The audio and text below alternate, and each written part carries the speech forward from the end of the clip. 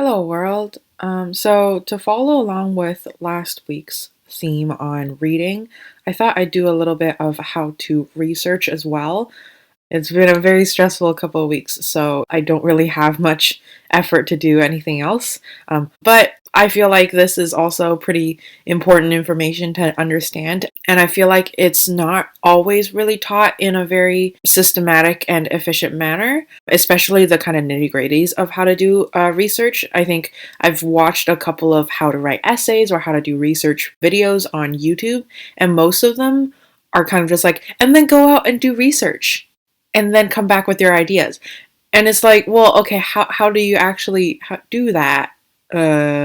Once again, I am not an authority figure. Each project is a little different. Each field is a little different. So this is just kind of a sampler of how I do research for a small-ish project. This is kind of a term paper, so it's not a huge endeavor like a dissertation or a thesis, but it does get you started, especially if you're an undergrad, on how to go through your institutional library and how to actually extract information in a very quick way so that you'll be able to write a small-ish paper for your classes. So the setup for this is a little different from my reading. Sometimes I'll have my notes alongside my readings as well, but it's not very necessary because for a weekly reading, you'll know exactly what you're reading on that week, which means you can have your reading right in front of you and then take notes a little slower.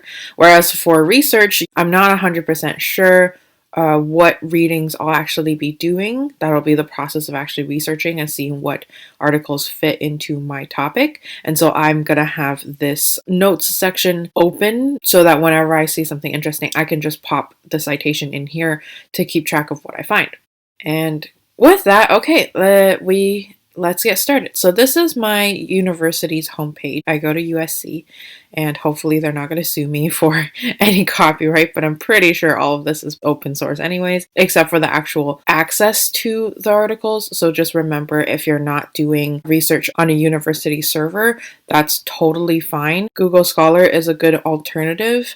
It doesn't have access to all of the articles it gives you, but neither does university libraries, to be honest. Oftentimes, you'll need a couple of different tools in your arsenal in order to actually get all of the articles that you'll want.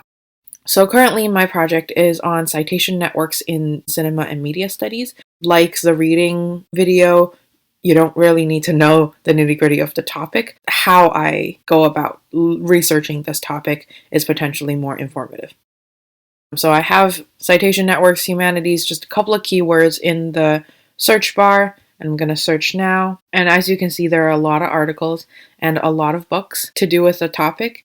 Because I am doing a literature review or a kind of an overview of a certain area, I'm likely not going to use a lot of books, simply because books are a little more dense and in-depth.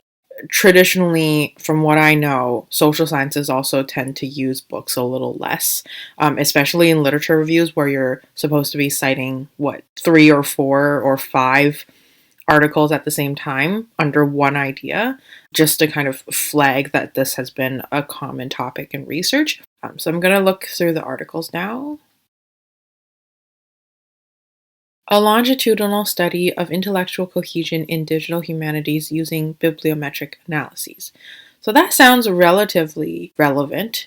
You'll be able to see the title, which you have there, as well as the basic citation info, such as the author, where it was from. So this paper was originally published in Scientometrics in 2017. All of this is pretty useful information right off the bat. Now, this little icon here means that this article is peer-reviewed. Peer-reviewed essentially just means that it's a good quality, high-quality paper. There's a huge list of academic journals that are peer-reviewed. An article is submitted, and then a bunch of experts or fellow scholars within a field look through it, double check it for any mistakes, both conceptual mistakes as well as kind of basic language mistakes, and then gets the author to resubmit the article several times.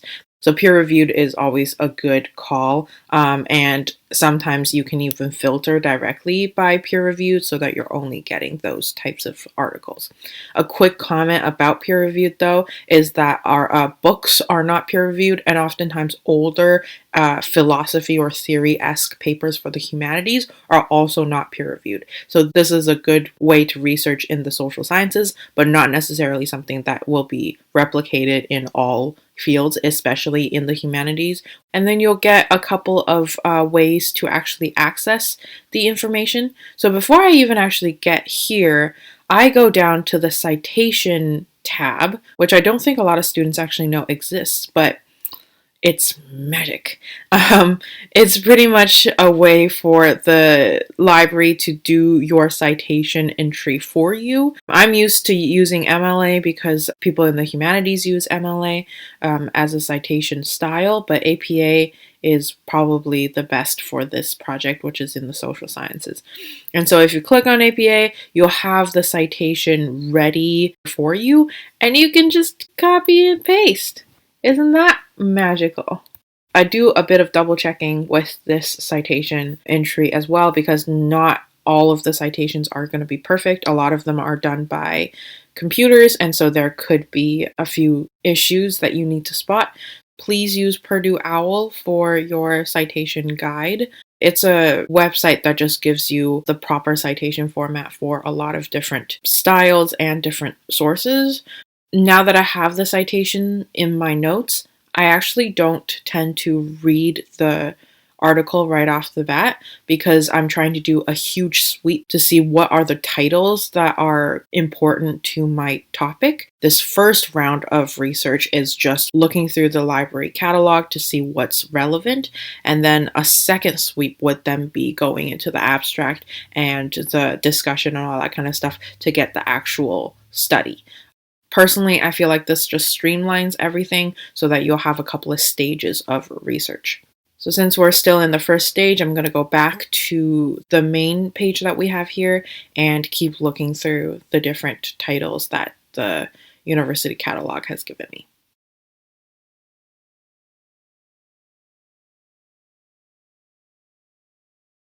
So once I feel like I've exhausted these keywords, I'll go back and try to do some other keywords that are associated with my topic.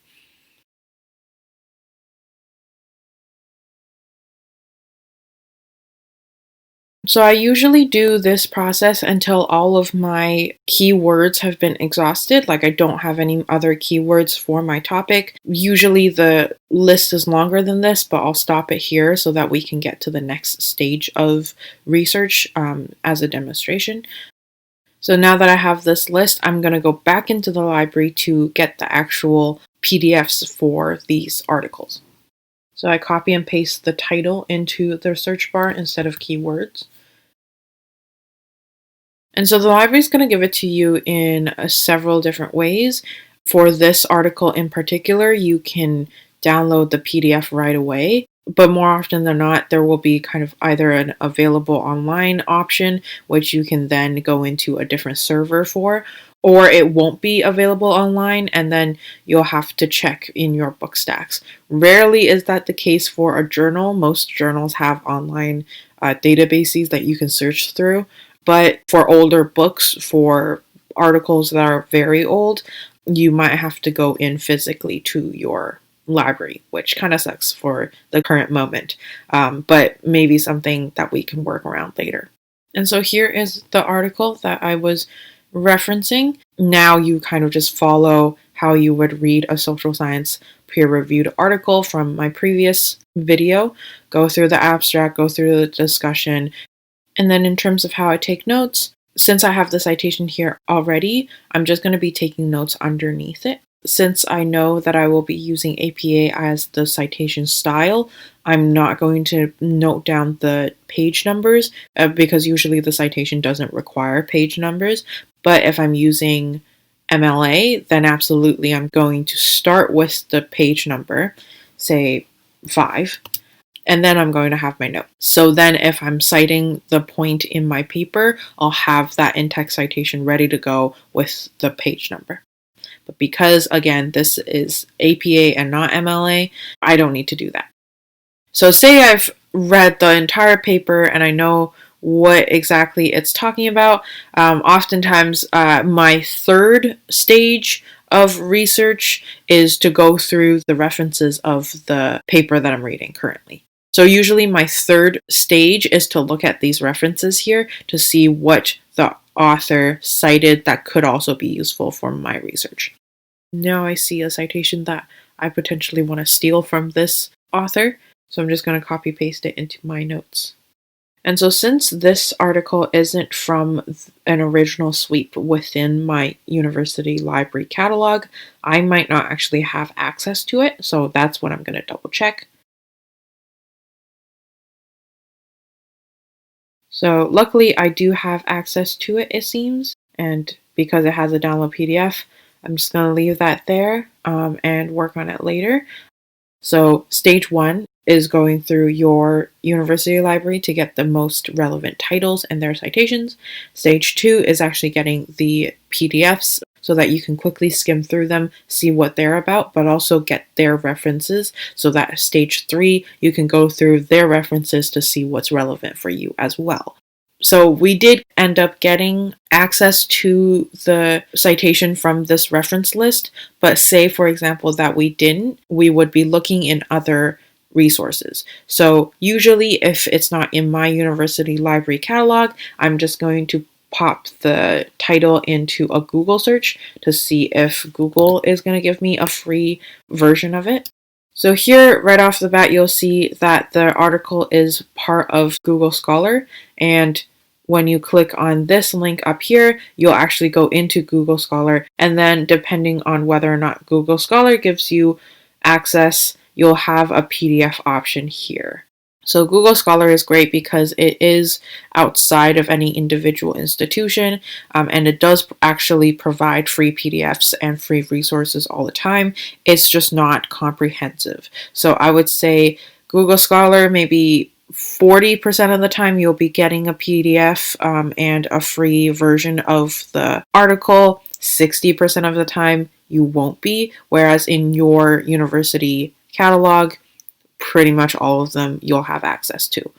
That pretty much wraps up my preliminary research. After I have all of these notes, I'll then be kind of creating mind maps and overall summaries, clustering different articles together to see what fits, to see what doesn't. This research process usually takes me about a week. Depending on the scope of my own paper, it might be a little more. The one that I'm researching with you today is probably just going to take me 2 or 3 days. So it really depends on how much coverage you want to get from an area, but also how much research has been done in that area itself. Always try to give yourself as much time as you can for research. Once you've done the preliminary sweep and you're on to actually reading the articles, especially if you're in the humanities, it takes a while for you to get through everything that you wanted to, and not everything is going to be relevant as well. So you could end up reading 2 or 3 large theory papers and realize, you know what, that doesn't really work with my project.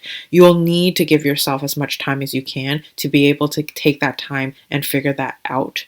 Hopefully this was helpful, and hopefully next week you'll be able to see my face and everything will be a lot easier in my life. Thanks for watching, guys. I know, again, another dry video, but it's very much needed as a student, and again, if this helps anyone at all, I am very glad. And I'll see you guys next week. Bye!